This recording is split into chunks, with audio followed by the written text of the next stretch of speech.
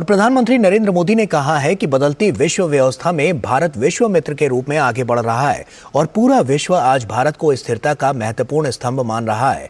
आज गुजरात में गांधीनगर के महात्मा मंदिर में 10वें वाइब्रेंट गुजरात वैश्विक शिखर सम्मेलन को संबोधित करते हुए प्रधानमंत्री मोदी ने सतत उद्योग, बुनियादी ढांचा, नवीन कौशल, हरित और स्वच्छ ऊर्जा और देश में सेमीकंडक्टर विनिर्माण की अनुकूल व्यवस्था विकसित करने की भारत की प्रतिबद्धता पर बल दिया।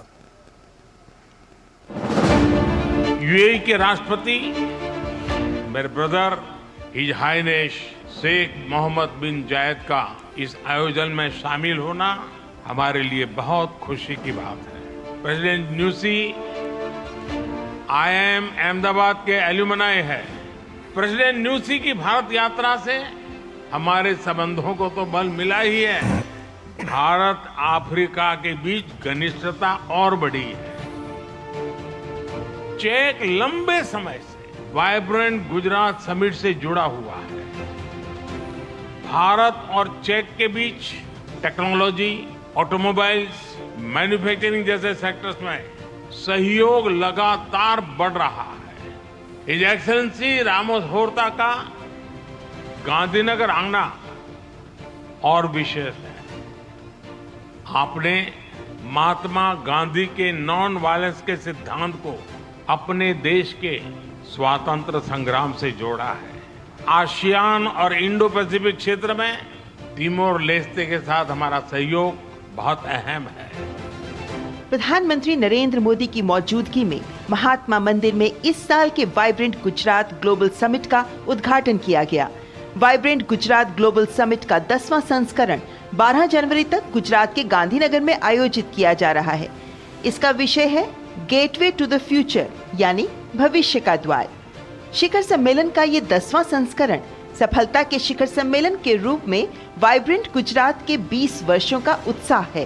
प्रधानमंत्री नरेंद्र मोदी ने इस अवसर पर कहा कि भारत ने अपनी G20 अध्यक्षता के दौरान वैश्विक भविष्य के लिए एक रोड मैप दिया है।